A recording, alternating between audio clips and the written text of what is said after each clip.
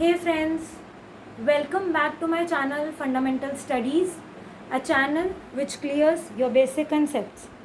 So friends, in continuation with the previous videos, today we'll be discussing about the remaining two layers of the scalp, that is the loose areolar tissue and the pericranium.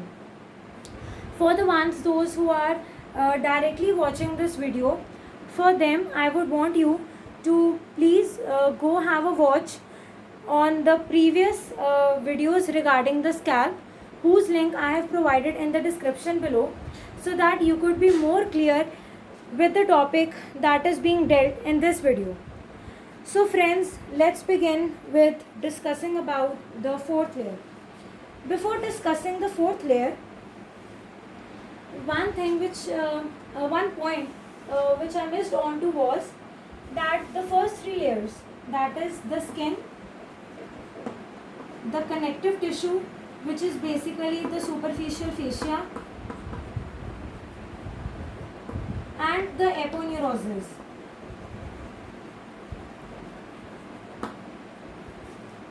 These three layers of the scalp are termed as the surgical layers of the scalp: the skin, connective tissue, and the aponeuroses. These three layers are termed as the surgical layers of the scalp.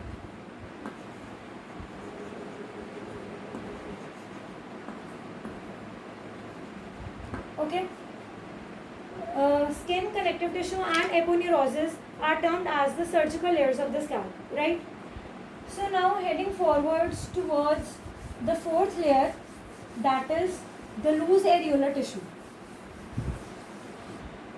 Okay, so you can see that with red I have written dangerous area of the scalp.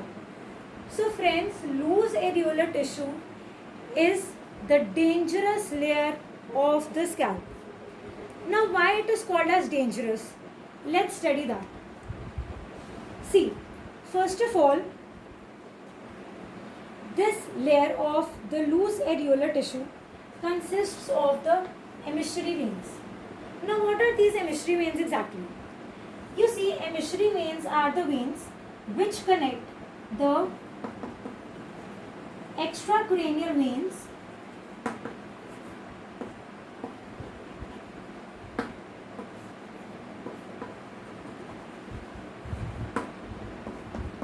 with intradural venous sinuses.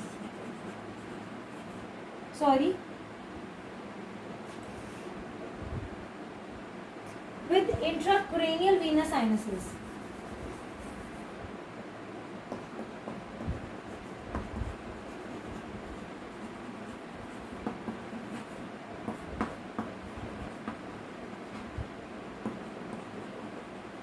Okay. So friends, basically what happens is that this layer of the scalp, which is termed as the loose areolar tissue, this layer consists of the emissary veins. Now emissary veins are the veins which connect the extracranial veins or the veins of the scalp with the intracranial dural venous sinuses. Okay. Now, what is the reason that it is called as the dangerous area of the scalp? So now what happens is that whenever there is any extracranial infection, so what happens is that that infection through the emissary veins would be transmitted to the intracranial dural venous sinuses. Why? Because emissary veins connect the extracranial veins with the intracranial dural venous sinuses. So whenever if you have infection in the extracranial veins, so the emissary veins will transmit that infection to the intracranial dural venous sinuses. Okay, and intracranial dural venous sinuses and the infection would be transmitted to the intracranial dural venous sinuses, and from there it would be transmitted to rest of the body. So thus it has been termed as the dangerous area of the scalp. First point is to this, right? Now one more point is there. Suppose you have a scalp injury, okay, and the scalp injury is such that it is up to the fourth layer, like the injury is up to the loose areolar tissue. So in that case, all the bacteria and the bacterial spores would be transmitted to the loose areolar tissue. And in the loose loose areolar tissue, you have the Mishri veins. So these bacterial spores through the Mishri veins would go into the intracranial dural venous sinuses and would cause infection in them. Okay. Now, how would the patient report you? Like when the patient would have this type of condition or would have infection, so how would he appear? The patient will complain with pain and fever, especially in the midline. This is very, very important.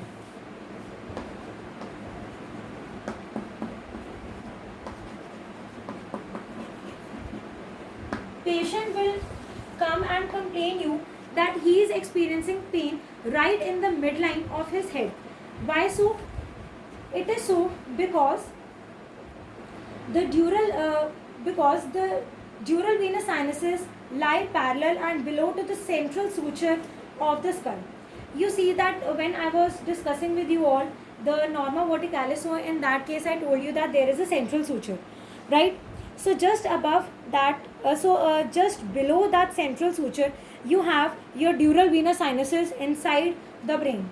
Okay, so since the infection lies in the dural venous sinuses and they lie and they are present just beneath the central suture of the skull, so the patient would complain that he is experiencing pain right in the midline of his skull. Okay, now talking about the next clinical or the next applied of this layer.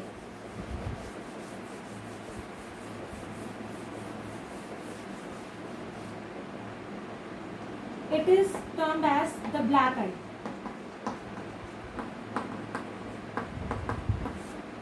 Now, what is exactly this black eye? You see, whenever there is any injury in the scalp and the blood gets collected in the fourth layer, that is in the loose areolar tissue. So in that case, what happens is that there is generalized swelling of the scalp, and because of the gravity, the fluid will move from the scalp or from the loose areolar tissue towards the eyelid.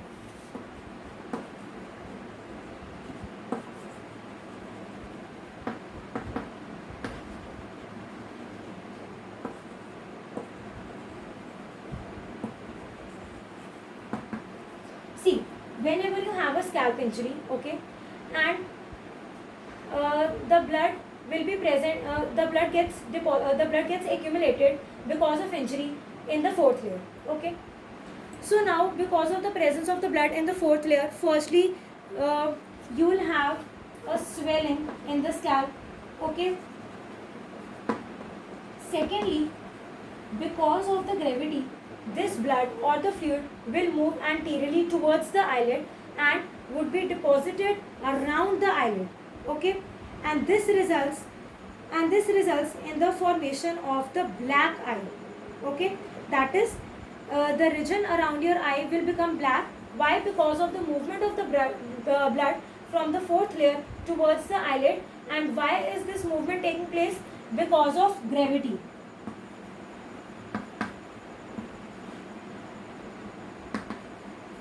Okay, so suppose this is your eye. Okay, and around your eye, because of the movement of the blood, your eye will appear black. Why? Because the blood or the fluid has been deposited around your eye. Okay, now what happens is that changes occur in the color of the blood. Like the blood is not black right from the start, right? In fact, changes occur in the color of the clotted blood. Let's discuss these changes in the blood color.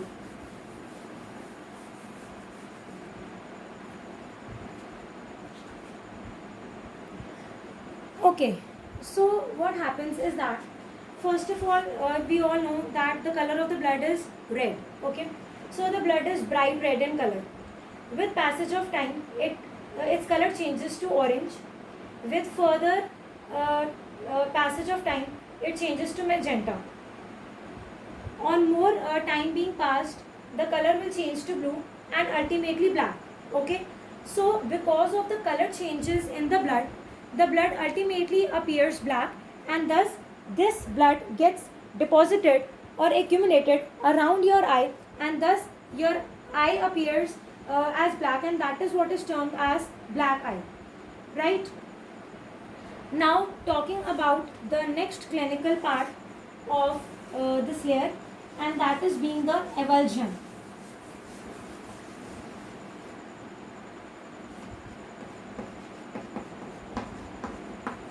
Avulsion. What exactly the word avulsion means? The word avulsion means peel off. Now see, the first three layers were skin, connective tissue, and galea aponeurotica. Now these three layers lie, the first three layers, that is the skin, connective tissue, and the galea aponeurotica. These three layers lie on the loose areolar tissue, which is your fourth layer. Okay. So now what happens is that in case of roadside accidents, whenever your hair gets struck in motorbike, so in that case the first three layers of the skin, which are also termed as the surgical layers of the scalp, they get peeled off or they get avulsed. Why? Because they are supported by the loose areolar tissue. That the tissue which supports them is loose, it is not dense. If it could have been dense, so in that case the layers won't have been peeled off, but since it is loose, so in that case these three layers will get peeled off or will get avulsed, right, in case of roadside accidents when your hair gets struck in the bike. So what is our treatment option? Again, we do stitching, we go for stitches, or we apply pressure on the affected side. This is only the treatment we do in case avulsion or peeling off of the first three layers of the scalp occur.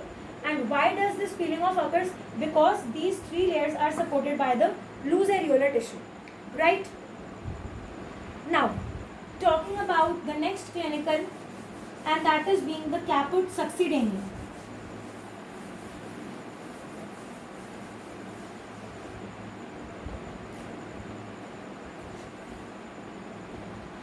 Okay, so caput succedaneum. Now you see, caput succedaneum is a condition which occur in case of newborns, those who are born to the mothers with a narrow pelvis. Like, what is the condition is that the pelvis of the mother is narrower, okay,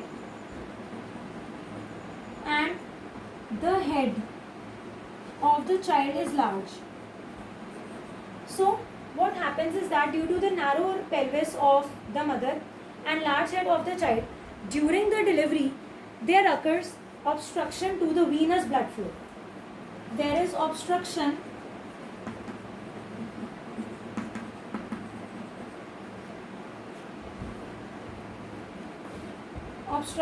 to the venous blood flow.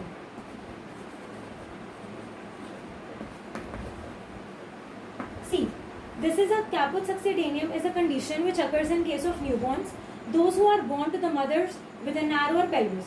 So what happens is that the pelvis of the mother is narrower and the head of the baby is large.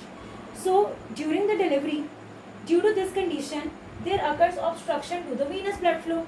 Okay, and in that case, the newborn baby is born with enlarged swelling of the head. As you can see in the diagram, that the head is enlarged with dilated veins being visible on the head. Okay, so this is what is called as caput succedaneum, and in this condition normal delivery is not possible, rather we go for the cesarean section, right? So caput succedaneum is a condition occurring in case of newborns, such that the head, there is enlarged swelling of the scalp, and the scalp will appear like that of a jellyfish. The scalp of the newborn appears like that of a jellyfish. It is enlarged with dilated veins being visible on the scalp, right? Now coming to the last clinical of the loose areolar tissue, and that is the even spread of infection. Obviously when your infection, any scalp injury is up to the fourth layer, so the infection would spread up to that layer, and bacteria and various other microorganisms would go into the fourth layer, right? Now talking about the last layer being the pericranium.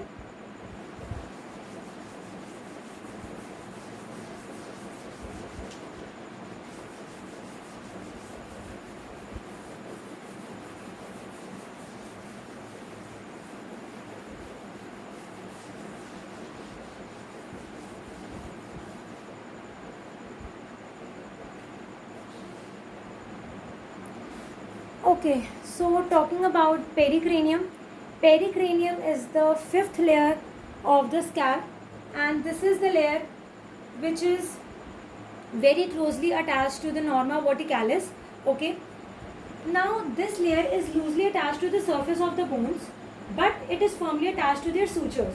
Like what I mean to say is that to the bones it would be loosely attached, but uh, where sutures are present, over there pericranium is firmly attached.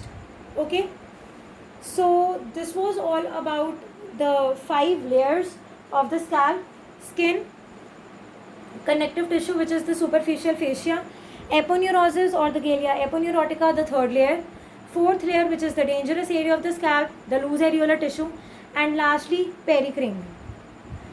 In the next video we will be discussing about the blood supply, the blood supply, arterial supply, venous drainage, sensory supply, and the lymphatic drainage of the scalp. I hope that you understood the concept well, and if you like my videos, so please do press on the like button, and if you have not subscribed to my channel till yet, so do subscribe to my channel as well, and yes, do not forget to press on the bell icon so that you do not miss on to the latest updates and notifications of my channel. Thank you.